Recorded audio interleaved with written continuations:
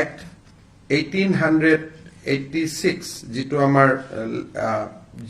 যিখন আইনৰ দ্বাৰা অসমৰ গোটেই ভূমি ব্যৱস্থা পৰিচালিত হয় এই আইনখনৰ নাম হৈছে Assam Land and Revenue Regulation 1886 এইখন হল আমাৰ মূল ভূমি আইন এই আইনখনত গোপীনাথ বৰদলৈ বিষ্ণুৰাম মেধিৰ সময়ত চেপ্টাৰ 10 আহিছিল আৰু চেপ্টাৰ 10ত tribal belt and block create কৰা হৈছিল আজি এটা অসমৰ বাবে ঐতিহাসিক মুহূৰ্ত য'ত আমি আসাম ল্যান্ড ৰেভিনিউ ৰেগুলেশ্যন 1886 ত আমি চেপ্টাৰ 12 এটা ইনকৰ্পৰেট কৰিছো মই আকৌ কৈছো গোপীনাথ বৰদলৈ বিষ্ণুৰাম মেধিৰ দিনত চেপ্টাৰ 10 আহিছিলে to give protection to the tribal belt and block আজি আমি আগুৱাই গৈ এতিয়া আমি ইয়াত চেপ্টাৰ 12 ইনকৰ্পৰেট কৰিলো চেপ্টাৰ 12 টু কি হ'ব to create heritage block surrounding a iconic structure এটা আইকনিক ষ্ট্ৰাকচাৰক আমাৰ অসমৰ সংস্কৃতি অসমৰ ইতিহাসৰ লগত জড়িত যি আমাৰ সাংস্কৃতিক ঐতিহ্য আছে সেই ঐতিহ্যক সামৰি আমি চেপ্টাৰ 12 আনিলো আৰু we created a heritage block today heritage ব্লকত কি হ'ব যে ইট উইল বি ইয়াক এটা আইকনিক ষ্ট্ৰাকচাৰৰ আধাৰত নিৰ্মাণ কৰা হ'ব যে বৰদোৱা এটা আইকনিক ষ্ট্ৰাকচাৰ বৰপেটা এটা আইকনিক ষ্ট্ৰাকচাৰ মাজুলীৰ সত্ৰসমূহ এটা আইকনিক ষ্ট্ৰাকচাৰ যদি আৰু কোনোবা আইকনিক ষ্ট্ৰাকচাৰৰ পৰামৰ্শ আহে তাকো আমি ল'ব পাৰিম ই 250 বছৰৰ পুৰণা হ'ব লাগিব চৰাইদেউ মৈদাম আইকনিক ষ্ট্ৰাকচাৰ গতিকে ইট ক্যান বি ৰিলিজিয়াছ ই ধৰ্মীয় হ'ব পাৰে ই সাংস্কৃতিকো হ'ব পাৰে বা ঐতিহাসিকো হ'ব পাৰে ইয়াক আমি এটা আইকনিক ষ্ট্ৰাকচাৰ বুলি ধৰি ল'ম আৰু এই আইকনিক ষ্ট্ৰাকচাৰটোৰ 5 কিলোমিটাৰ এৰিয়া আমি প্ৰটেক্ট কৰিম বৰদোৱা সত্ৰৰ 5 কিলোমিটাৰ বৰপেটাৰ 5 কিলোমিটাৰ আজিৰ আইনখনত আমি সত্ৰৰ বা কাৰো নাম দিয়া নাই আমি কৈছো চৰকাৰে সেইটো ডিক্লেয়াৰ কৰি থাকিব পাৰিব লিষ্টখন বঢ়াই থাকিব পাৰিব খালি কণ্ডিশ্যন এটা ই 250 বছৰৰ পুৰণা হ'ব লাগিব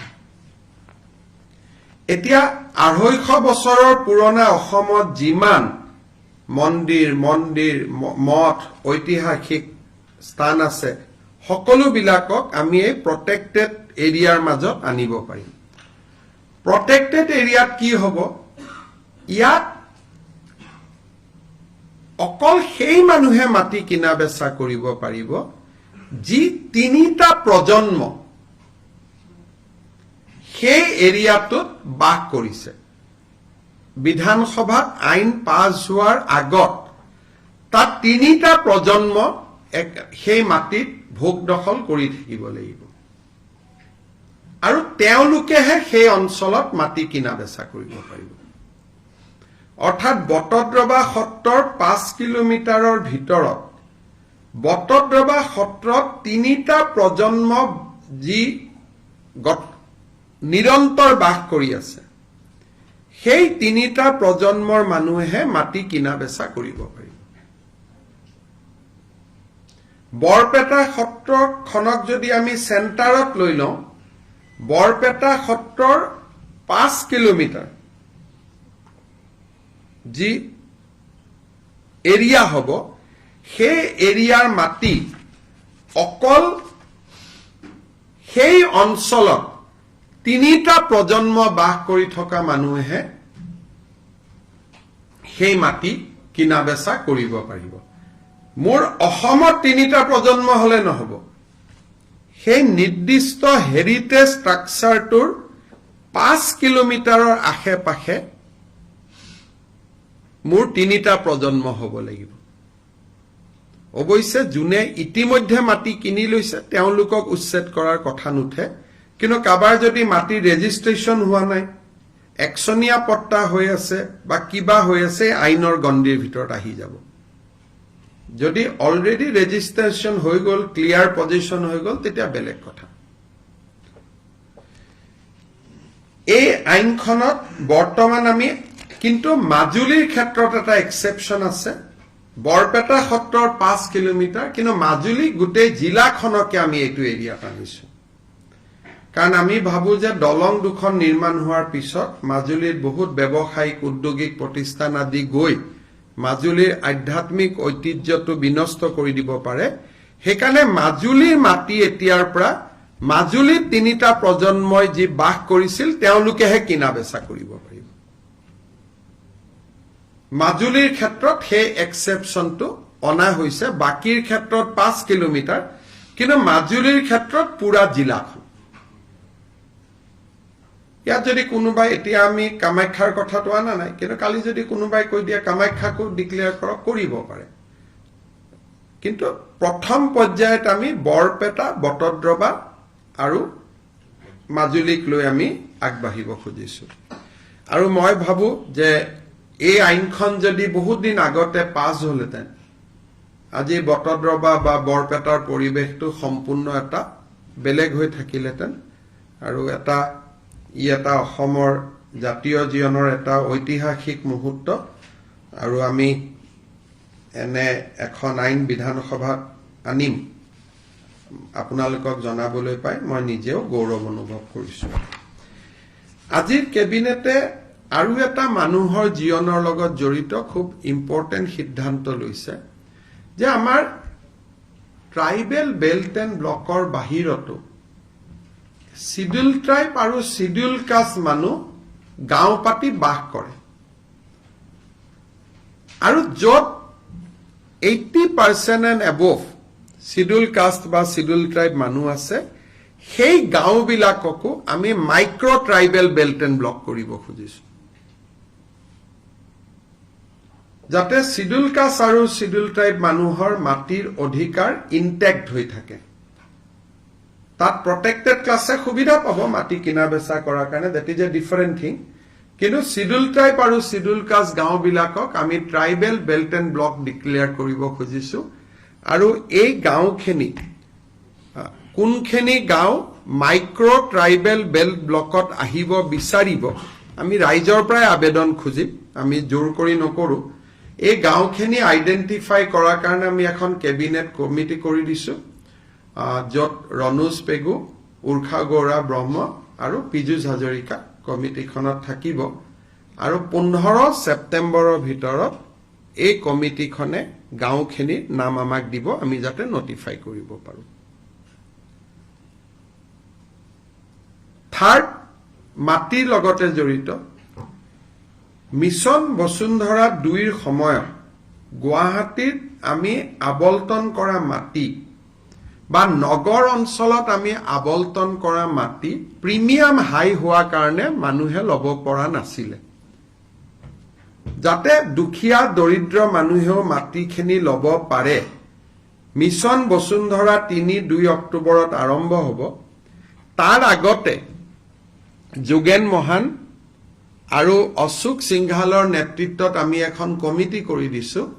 তেওঁলোকে যাতে দৰিদ্ৰ আৰু মধ্যবিত্ত মানুহে প্ৰিমিয়াম দিব পৰাকৈ গুৱাহাটীৰ মাটিৰ দামখিনি ধাৰ্য কৰে গুৱাহাটীত চৰকাৰী মাটিত বাস কৰি থকা মানুহ ডিব্ৰুগড় তিনচুকীয়া তেজপুৰ গাঁৱত আমাৰ 1000 টকা ফিক্সড আছিল কিন্তু টাউনত প্ৰিমিয়ামটো মাৰ্কেট ভ্যালুত আমি ল'ব খোজা কাৰণে বহুত মানুহে মাটিটো ল'ব পৰা নাই সেইকাৰণে দৰিদ্ৰ আৰু মধ্যবিত্ত মানুহে ল'ব পৰাকৈ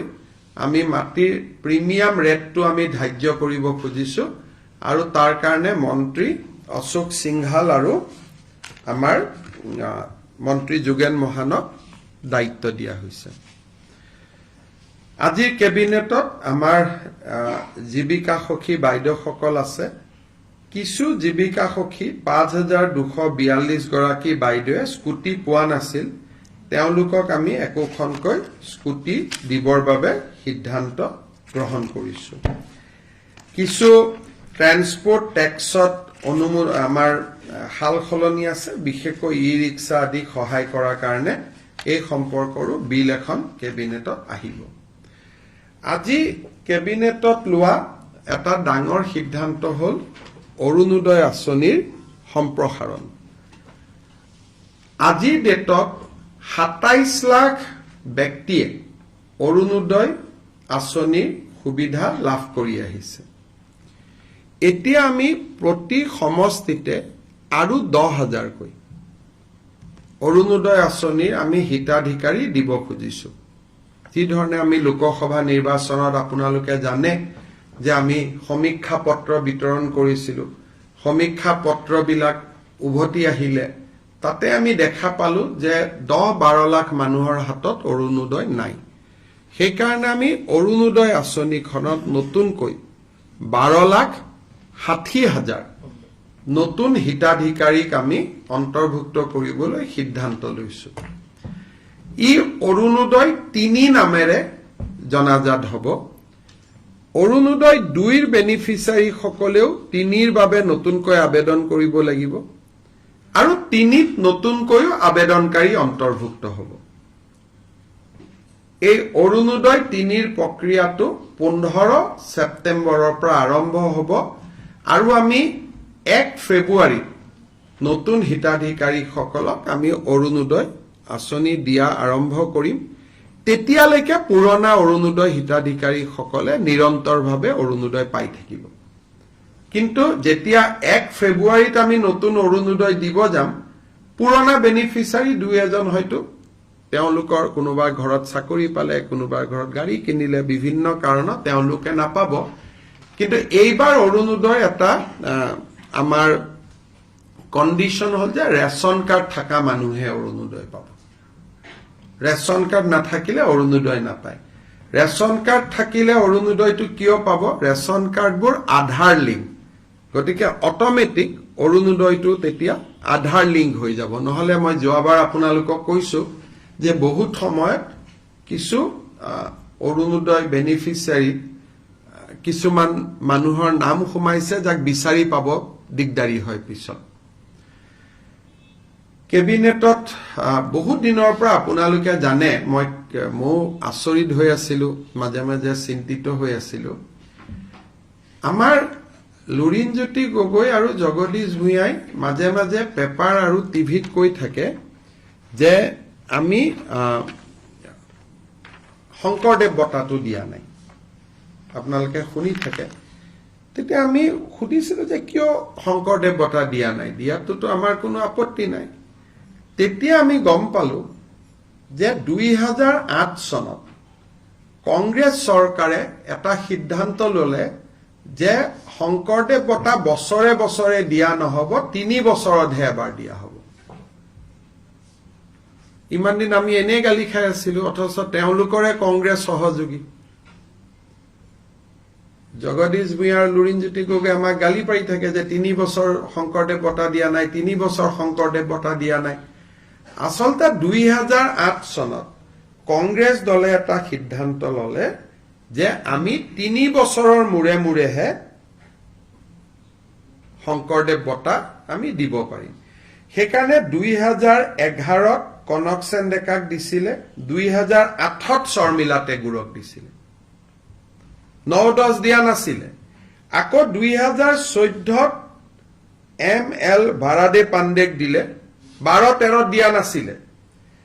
সৰ্বানন্দ সোণোৱালৰ চৰকাৰেও তেনেকে ১৭ আৰু ২০ত দিলে, বশিষ্ঠদেৱ শৰ্মা আৰু ভৱপ্ৰসাদ চলিহাক। এতিয়া ৩ বছৰ হৈ গ'ল, ২০২৩। গতিকে ২০২৩ চনৰ শংকৰদেৱ বঁটাৰ বাবে আমি বিশিষ্ট নৃত্যবিদ সোণাল মানসিঙক আজি এক্সপাৰ্ট কমিটিৰ অপিনিয়ন মতে আমি নিৰ্বাচিত কৰিছো। গতিকে ইমান দিন আমি এনেই গালি খাই আছিলো, আজিহে এইটো 86ত আৰম্ভ কৰোতে এজিপিৰ দিনত এইটো বছৰে বছৰে আছিলে, বাৰ্ষিক বঁটা আছিলে। 1986ত আৰম্ভ কৰিছিলে। প্ৰথম বঁটা কীৰ্তিনাথ হাজৰিকাই পাইছিলে, 87ত ভূপেন হাজৰিকাই পাইছিলে, 88ত সত্যজিৎ ৰয়ে পাইছিলে, এনেকে 89ত মহেশ্বৰ নয়গে পাইছিলে। কিন্তু 2008ত কংগ্ৰেছ চৰকাৰে যি কাৰণে নহওক কিয় সোণাল মানসিং জানে তেওঁ পদ্মশ্ৰী হয় ৰাজ্যসভাৰ সোণাল মানসিং পদ্ম বিভূষণ হয় তেখেত সোণাল মানসিং সো 3 বছৰত দিয়াৰ সিস্টেমটো 2008ত কংগ্ৰেছ চৰকাৰৰ দিনত আৰম্ভ হৈছিল গতিকে আমাক মিছামিছি ইমান দিন আমি গালি খাই থাকিলো আজি কেবিনেটত কথাটো ওলালে গতিকে একেবাৰে সময়ত আপোনালোকে ক'ব পাৰে যে 23ৰটো 4 মাহ দেৰি হৈছে বুলি 24ত কিন্তু এক্স্যাক্টলি 3 বছৰৰ মূৰে মূৰে দিয়া হয় গতিকে আমি সোণাল মানসিংক দিবৰ কাৰণে আমি সিদ্ধান্ত লৈছো আৰু তেখেতে যেটো দিনতে সন্মতি দিয়ে তেনেকে আমি নৱেম্বৰ মাহত আমি এটা অনুষ্ঠান কৰি তেখেতক আমি আমি শংকৰদেৱ বঁটা দিবৰ কাৰণে সিদ্ধান্ত লৈছো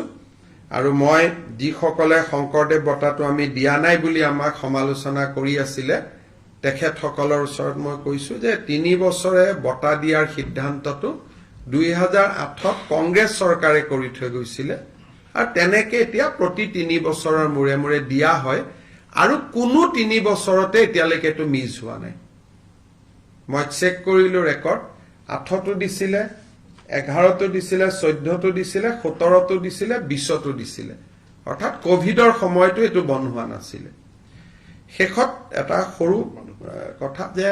আমাৰ মাধৱদেৱৰ তিথিৰ বন্ধটো 23 তাৰিখে আছিল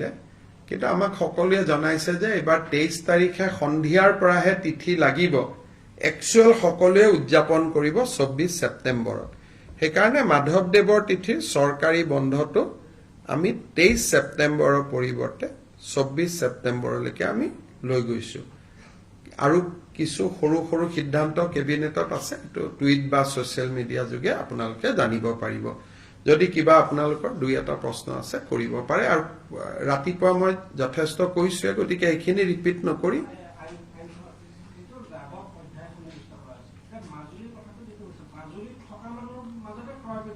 মাজুলীত থকা মানুহৰ মাজত ক্ৰয় বিক্ৰয় হ'ব আৰু আজি থাকিলে নহব 3টা প্ৰজন্মৰ পৰা থাকিব লাগিব বৰপেটাৰ ক্ষেত্ৰতো 3টা প্ৰজন্ম কিন্তু বৰপেটাত ৰেডিয়াসটো হল 5 কিলোমিটাৰ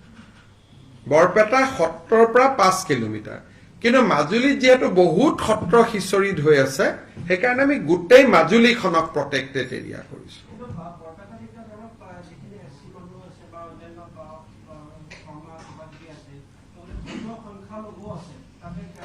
ধৰ্মীয় সংখ্যালঘুও কিনিব পাৰিব যদি 3টা প্ৰজন্মৰ আগৰ পৰা তেওঁলোক আছে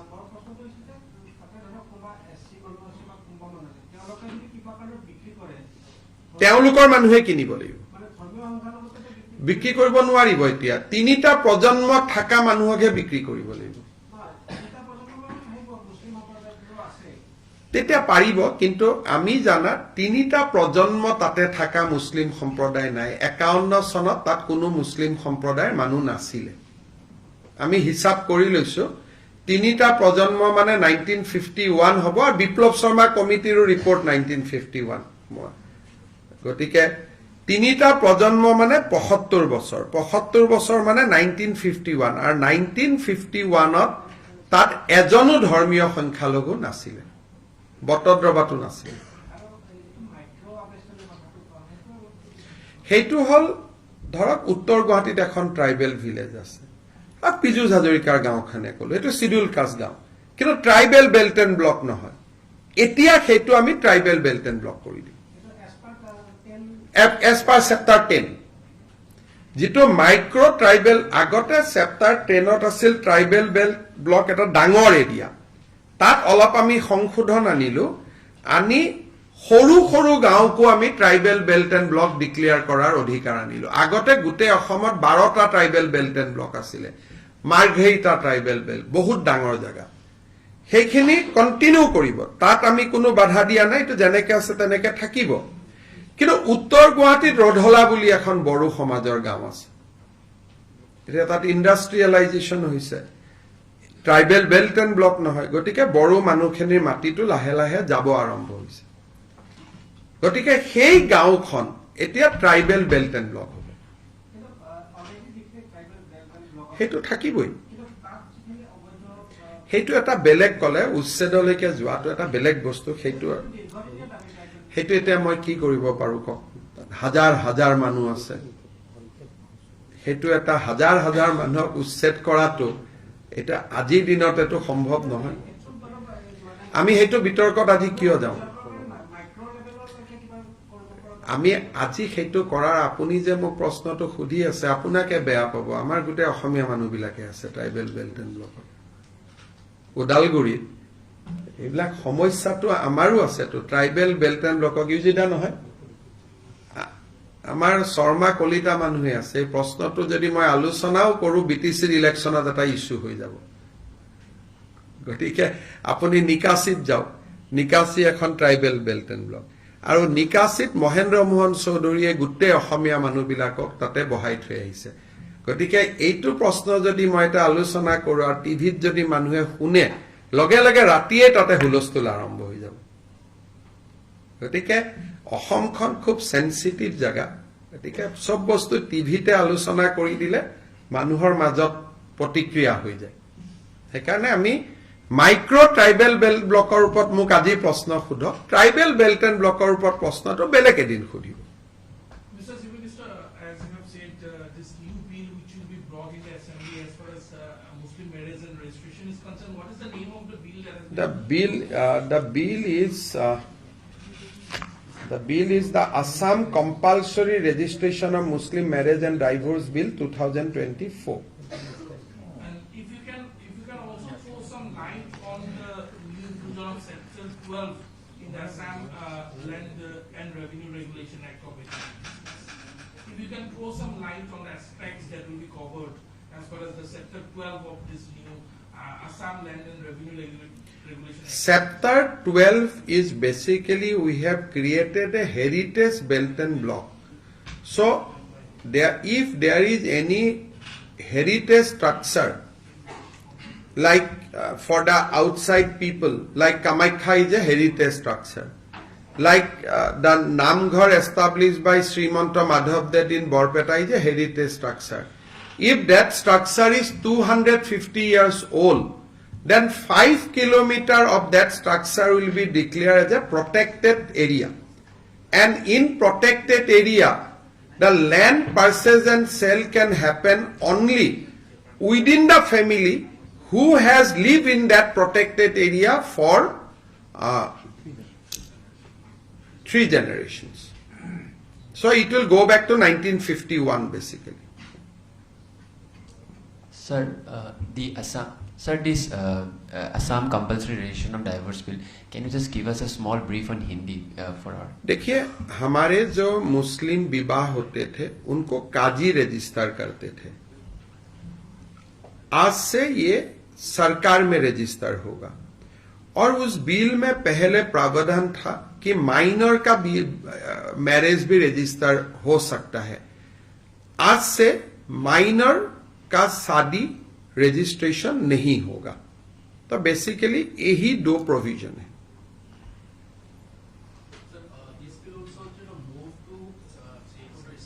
basically child marriage we want to attack on the child marriage So if any company or industry want to install in Madhuri? no but if they want to do something government can always acquire land but only government can acquire land they cannot do anything so this will protect Majuli because after Saraidev our next idea is to go to UNESCO to declare Majuli as a World Heritage so after